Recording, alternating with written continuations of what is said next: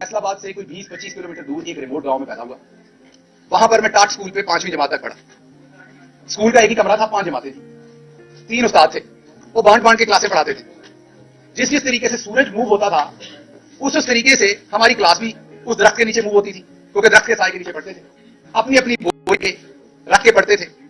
वो एंकर साहब एजी सन में पढ़ते थे, तो मैं उनको बताऊं कि मिडिल क्लास क्या होती। भाई मैं तो मिडिल क्लास से भी नहीं हूं। वो तो मैंने इसलिए कह दिया था कि आप कहीं गुस्सा ना कर जाए कि गिल साहब ने तो बिल्कुल यकीन कर दिया। तो बेसिकली तो मिडिल क्लास से आप है, मैं नहीं था। तो वो बोरी के साथ 5वीं जमात तक हमारी क्लास मूव करती थी। फिर हम हाई स्कूल गए जो गांव से कोई 3-4 किलोमीटर दूर था। हमें लगा वहां पर हम भी शहर जैसे स्कूल में बैठेंगे। वहां जाके हमें ये पता चला, 2 चीजें पता चली। एक तो ये पता चला कि वहां भी 6ठी जमात से लेके 8वीं जमात तक टाट में बैठना। अच्छा, लेकिन वहां फर्क एक था, 5वीं तक घर से अपनी बोरी लेके जाते थे, 6ठी 7वीं 8वीं वहां टाट मौजूद था, तो बोरी बस्ते में निकालनी पड़ती थी। तो ये फर्क था, ये तरक्की हो गई थी। उसके बाद ये भी पता चला कि पहली दफा अंग्रेजी सीखनी है, ए क्या होता है, बी क्या होता है, सी क्या होता है, ये 6ठी जमात में पता चला।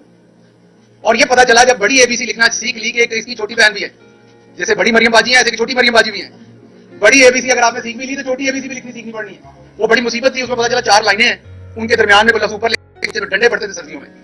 तो मेरी उनको गुजारिश है जो दोस्त समझते हैं कि मिडिल क्लास क्या होती है। तो मैं अब आपके यूट्यूब के लाइक्स और व्यूज तो मेरे बढ़ाने का ठेका नहीं है, तो मैं तो आपके साथ नहीं आ सकता।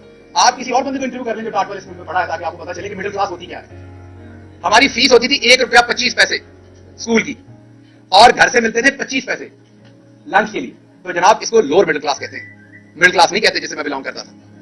हाँ ठीक है, हम अपने गांव में आसूदा थे, हमसे भी बहुत गरीब लोग थे गांव के अंदर, लेकिन अगर आपसे कंपेयर तो हमने तकरीबन मेरा पहली दफा 12वीं जमात 11वीं जमात में पता चला कि ये पिज्जा भी कोई चीज होती है, बर्गर भी कोई चीज होती है।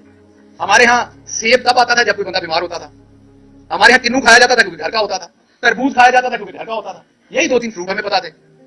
तो इसमें से निकल के शहबाज गिल पढ़ते पढ़ाते पीएचडी की शहबाज गिल ने लीडरशिप में, क्योंकि शहबाज गिल के बड़े ख्वाब थे। 30 स्टूडेंट थे मेरे साथ। कितने जी? मेरे प्राइमरी स्कूल में 5वीं जमात में जब हम पास आउट हुए तो 30 स्टूडेंट थे। उन 30 में से एक हमारी बहादुर पाकिस्तान बहरिया के अंदर सिपाही के तौर पर 10वीं जमात के बाद दाखिल हो गया, और दूसरा शहबाज गिल। बाकी उन 30 में से किसी ने मैट्रिक पास नहीं की। तो शहबाज गिल ने बड़े ख्वाब देखे। शहबाज गिल सोचता होता था, फिल्में देखता था, हॉलीवुड की भी यूनिवर्सिटियां हैं। शहबाज गिल एक यूनिवर्सिटी में पढ़ाने गया, मैं नाम नहीं लूंगा, प्राइवेट यूनिवर्सिटी थी इस्लामाबाद की। उन्होंने मेरा इंटरव्यू लिया, इंटरव्यू में मैं नंबर 1 आया। वो अभी भी प्रोफेसर साहब हैं, एक यूनिवर्सिटी के वाइस चांसलर हैं। बाद में मेरी उनसे बड़ी दोस्ती बनी, लेकिन उनको किसी की सिफारिश थी तो उन्हें वो बंदा सिलेक्ट करना पड़ा। तो मेरा दोस्त जो मुझे साथ लेके गया था वो मुझे बाहर पूछ रहा है कि नहीं बात बनी। मैंने कहा यूनिवर्सिटी बहुत छोटी है, मुझे ऐसी यूनिवर्सिटी में पढ़ाना है जिसके कॉरिडोर लंबे हो ताकि मेरा कोट उड़े जब मैं उसमें चलूँ। राणा साहब हाई कोर्ट में चलते हैं ना, तो इनके कोट उठते हैं। तो मैंने फिल्मों में देखा था कि प्रोफेसर के कोट होते हैं, वो पहनते हैं और वो कोट उठते हैं। तो वो ख्वाब देखता था मैं पीएचडी की लीडरशिप में अपने पैसों से, किसी स्कॉलरशिप के बगैर। पोस्ट डॉक्टरेट करने के लिए हुकूमत पाकिस्तान ने स्कॉलरशिप दिया। जरदारी साहब बैठे हुए थे उस टाइम, उन्होंने कहा सलाब आ गया, पैसे खत्म हो गए, दिल साहब तो कोई पैसा नहीं देना। तो अपनी चीजें बेच के, अपनी प्रॉपर्टी बेच के पोस्ट डॉक्टरेट करने के लिए अमेरिका चला गया। अमेरिका की दूसरी बड़ी university, university of Illinois Urbana campaign, और पूरे अमेरिका में इंटरनेशनल स्टूडेंट्स होस्ट करने वाली जिस यूनिवर्सिटी में इंटरनेशनल स्टूडेंट पूरे अमेरिका में सबसे ज्यादा है, वो यूनिवर्सिटी है। जिस यूनिवर्सिटी में मैंने पढ़ने का ख्वाब नहीं देखा था, अल्लाह रब्बुल इज्जत ने करम किया और टाट स्कूल वाला बच्चा वहां पर 30 साल की उम्र में प्रोफेसर बन गया। पढ़ाना शुरू हुआ तो हम लोअर मिडिल क्लास में आ गए, हमारे यहाँ आसूदगी हो गई। अभी मैं अपने करियर के पीक तो मैं उसे नहीं कहूंगा, थोड़ा सा ऊपर था तो मैं पाकिस्तान आता था बाकायदगी से, क्योंकि मैंने वहां की नेशनलिटी नहीं ली हुई थी। तो मेरी खान साहब से मुलाकात हुई, उन्होंने दावत दी, असद उमर साहब खान साहब, उन्होंने दावत दी कि पाकिस्तान के लिए बड़ा जरूरी है कि पढ़े लिखे मिडिल क्लास के लोग आए। पाकिस्तान को लूट लिया गया है यहाँ की इशराफिया ने। आप जैसे लोग जो अपने मसाइल से निकले हुए हैं, आपको इन मसलों का पता है। मेरे जैसा बंदा जो बस में बैठ के कॉलेज आता था, मैं यहाँ वो टिपिकल सियासतदानों वाली आपके साथ ही करता, सारे लोग मेरे जानने वाले, मैं आपको 10 नाम बता देता हूँ जो मेरे साथ पढ़ते थे। गांव से होंडा सीडी 70 के ऊपर बैठ के गवर्नमेंट कॉलेज फैसलाबाद आते थे, 25 किलोमीटर का सफर था हमारे साथ, क्योंकि वो कॉलेज सबसे अच्छा था। साथ पढ़ने वाले बच्चे ज्यादातर अशराफिया के थे। और हम जब आते थे, पहला लेक्चर 8 बजे शुरू होता था, तो 1 घंटा लगता था टांगे गर्म करने में। टांगे अकड़ी होती थी जब मोटरसाइकिल से उतरते थे, खड़े नहीं हो जाता था सीधा। इसलिए कहता हूं जब मैं मिडिल क्लास से हूं, मैंने वो सब कुछ देखा हुआ है, सहा हुआ है, बर्दाश्त किया हुआ है। उसके बाद पार्टी में आ गए। पार्टी में पहले 3 साल तो हमारी सोशल मीडिया में गालियां निकालती रही, पैराशूटर पैराशूटर। 2002 से खान साहब को सपोर्ट कर रहा हूं। यूनिवर्सिटी ने पहली दफा वीलॉग करना सिखाया 2010-11 में, आपने नाम नहीं सुना होगा। स्टूडेंट्स की मदद के लिए वहां पर वीलॉग करना सिखाया कि क्लास पढ़ाने के बाद जो उनके सवाल रह जाए वो आप वीलॉग में बताएं उन्हें। तो मुझे अभी भी याद है, मैंने अपना होंडा से वीलॉग रिकॉर्ड कराने शुरू किए इमरान खान की मदद से। अभी भी यूट्यूब पे उस जमाने के पड़े हुए हैं। उसके बावजूद यहाँ आया तो पहले 3-4 साल जो हमारे सो कॉल्ड पार्टी के वारिस हैं, उन्होंने कहा जी ये तो पैराशूटर है, कहां से आ गया। उस नफरत को बर्दाश्त किया अंदर से। बाहर की शराफिया की नफरत थी, अनकन्वेंशनल था। आपके साथ भी वैसे डील करता था, हामिद मीर साहब के साथ भी और कामरान जाहिद के साथ भी। तो मेरे लिए आप सारे साहब ही थे, मैं तड़ाक करके जवाब देता था जो मुझे आता था। यही मेरी एकेडमिक लाइफ ने मुझे सिखाया था, क्योंकि अमेरिका में बच्चा आपसे खुल के सवाल करता है, आपका नाम लेके सवाल करता है। आप तैयारी करके क्लास में नहीं गए तो आपको उसी टाइम बता देता है। वहां आप जनाब लिहाज के चक्कर में आप गलत पढ़ा के नहीं आ सकते। आप ये नहीं कह सकते कि आज समोसे खाने का दिल है, क्लास नहीं पढ़ानी।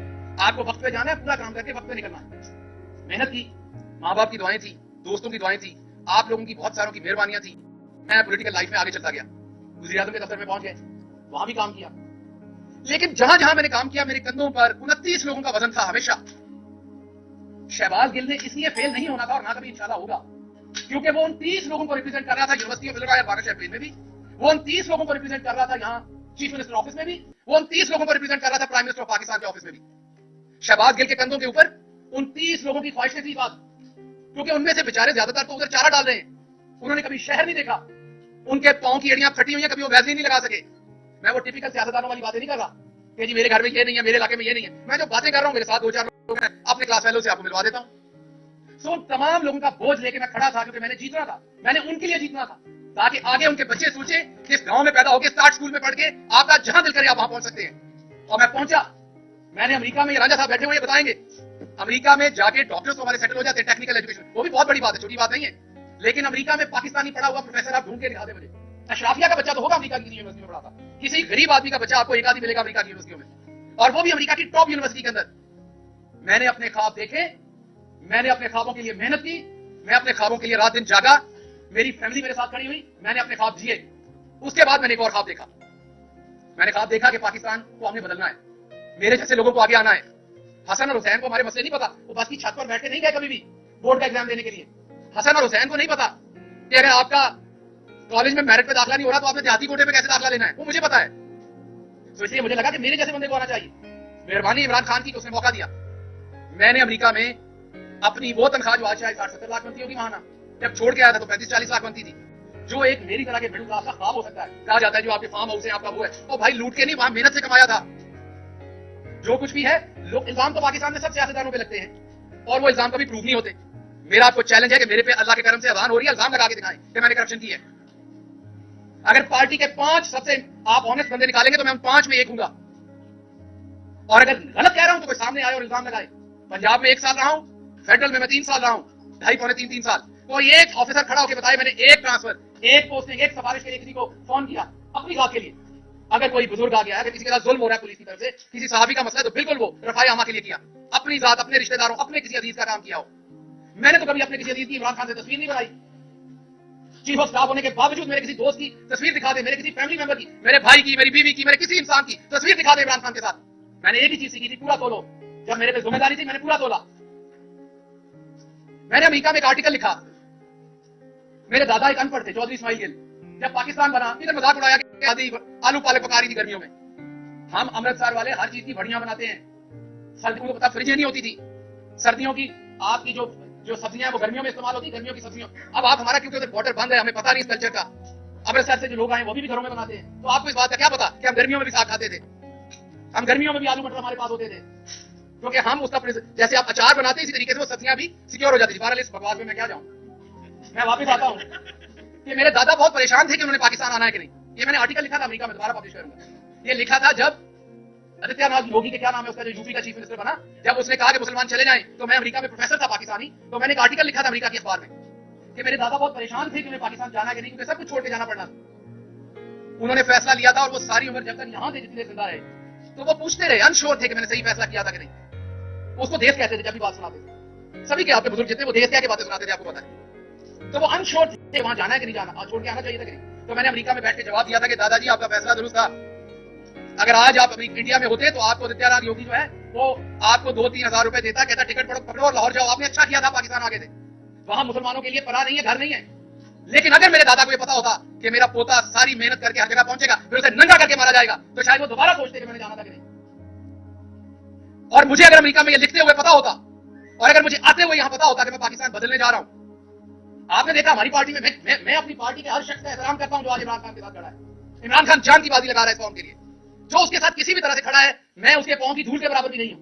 लेकिन आपने एक सवाल पूछा अपने आपसे, गिरफ्तारियां तो बहुत हुई, पर्चे भी बहुत हुए, वैसी किस्म का जो मैं बयान नहीं कर सकता यहां आपको, वो तशद्दुद सिर्फ शहबाज गिल पे, आवाज बंद सिर्फ शहबाज गिल की, 16 दिन घर वालों से, दोस्तों से, किसी से मिलने ना दिया गया, वो सिर्फ शहबाज गिल को।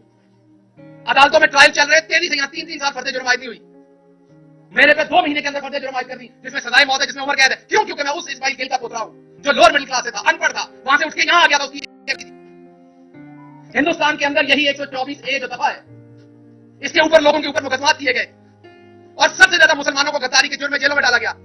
हिंदुस्तान की सुप्रीम कोर्ट ने आखिर तंग आके इस कानून को अंग्रेजों का काला कानून कह के बंद कर दिया। आज हिंदुस्तान के अंदर किसी के ऊपर इस दफा के ऊपर पर्चे नहीं हो सकते, और मेरे ऊपर 2 दर्जन गद्दारी के पर्चे दे दिए। मैं कहां से गद्दार हूं? मेरा बाप कहां से गद्दार है? मेरा दादा कहां से गद्दार है?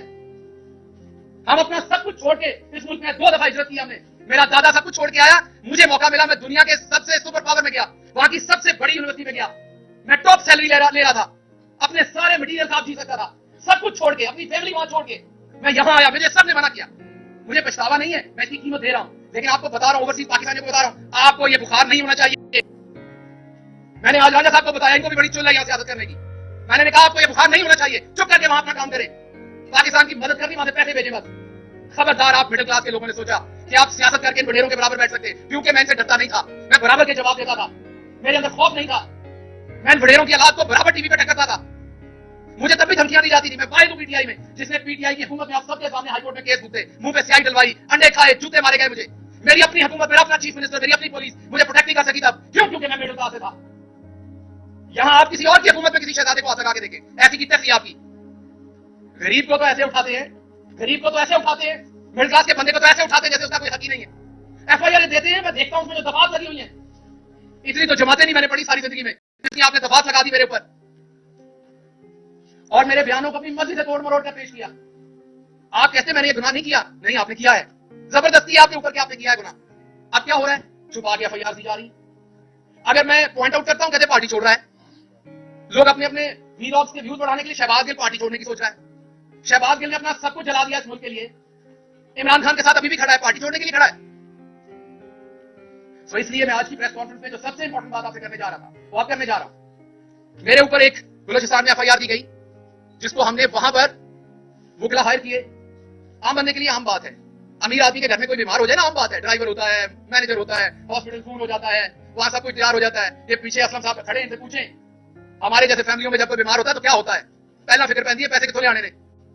ठीक है, मैं आप लोगों में से असूदा हो गया अमेरिका जाने में, लेकिन जानता तो हूं ना ये सारे मसले। इसी तरह जब केस बनता है ना गरीब आदमी पे, मिडिल क्लास पे, तो उसको पता होता है मैंने उस अदालत में पहुंचना कैसे, मैंने वकील कहां से करना है, मैंने इस मुकदमे को कैसे लड़ना है, क्योंकि आपका वो शराफिया का नेटवर्क नहीं है जिसने आपको परों में छुपा लेना है। बलूचिस्तान में केस हुआ, बलूचिस्तान की हाई कोर्ट में गए, बलूचिस्तान के जज साहब ऑर्डर कर रहे हैं कि अगर कोई और एफआईआर है शहबाज गिल पे तो ले आओ। बलूचिस्तान के जज साहब के साथ झूठ बोला जाता है, एफआईआर नहीं लाई जाती उनके सामने, जो होती है उसे वो कानून के मुताबिक पेश करते हैं और एक एफआईआर करके छुपा के रखी जाती है, ताकि जब इस्लामाबाद में कोर्ट की तारीख गुजरने जाए तो फिर दबोच लो, क्योंकि इस्माइल गिल का पोतरा है ना, ये कौन सा किसी नवाब का पोतरा है, दबोच लो दोबारा। लाहौर के हाईकोर्ट में आता हूं, मेरा सलाम है जजेस को, अल्लाह की कसम, जितने पेशेंस के साथ इस मुल्क के जजेस कोशिश कर रहे हैं, इसका शायद ही कोई और कर रहा हो। लेकिन जो पूरा निजाम बना दिया गया है, ये जो इस टाइम हुकूमत बैठी हुई है, इनकी जो हटदर्मी है, जिस तरह जजेस के फैसलों को ये ब्रेक करते हैं, जिस तरह उसको रोकते हैं, उसका कहीं मुजाहरा हमने नहीं देखा। पहले 6 के करीब हेयरिंग्स हुई, हर दफा जज साहब ने कहा लाइन कौन सी एफआईआर है, झूठ बोले गए, नहीं बताया गया। अभी पिछली हेयरिंग में भी एफआईआर की पूरी तफसील नहीं दी गई, सिर्फ ये बताया गया कि हाँ जी बलूचिस्तान में एक और एफआईआर है। तो मेरा सवाल है, ये बलूचिस्तान हाई कोर्ट के जो ऑनरेबल जज का फैसला था कि कोई और एफआईआर है तो सामने लाएं, उसकी बेतौकीदी करने की जरूरत किसकी हुई है? मैं तो चलो मिडिल क्लास में तो आप बार बार करेंगे, मैं तो एक गद्दार आपको मिल गया हूं, मुझे तो आप धो डालेंगे तो धो डालें, लेकिन कम से कम इससे 2 फायदे होंगे। एक तो मेरे जैसे किसी और को अमेरिका में बैठे बुखार नहीं होगा, वो दोबारा इधर को नहीं चढ़ेगा। आप लोगों के 2 ही काम है, उधर से आईफोन खरीदे, शैम्पू खरीदे, बॉडी वॉश खरीदे, इधर के लिए और तोहफे खरीदे, बैग बनाए, इधर हंस के तस्वीरें खिंचवाएं और वापस दफा हो जाए। इधर हक मत मांगिएगा अपना बराबरी का, क्योंकि आपको आदतें पड़ी हुई है वहां की, आपको जुकाम हुआ है वहां का, वहां आपको दी जाती है बराबर की इज्जत। यूनिवर्सिटी ऑफ इलिनॉय में मुझे कोई गद्दार नहीं कह सकता था अमेरिका का, हालांकि मैं अमेरिका का शहरी नहीं था, मैंने अमेरिका के साथ वफादारी का हल कभी नहीं दिया था, लेकिन वहां मैं खुल के बात करता था, मुझे कोई गद्दार नहीं कह सकता था। लेकिन जिस मुल्क में मेरे दादा ने अपना सब कुछ छोड़ के पांव रखा, जिस मुल्क के लिए सब कुछ कुर्बान किया, वहां पर एक दफा नहीं 2 दर्जन गद्दारी के मुकदमा थे मेरे ऊपर। पूछा भी नहीं जा रहा, कोई जालिम पूछ भी नहीं रहा क्या शहबाज गिल इनको लड़ लोगे?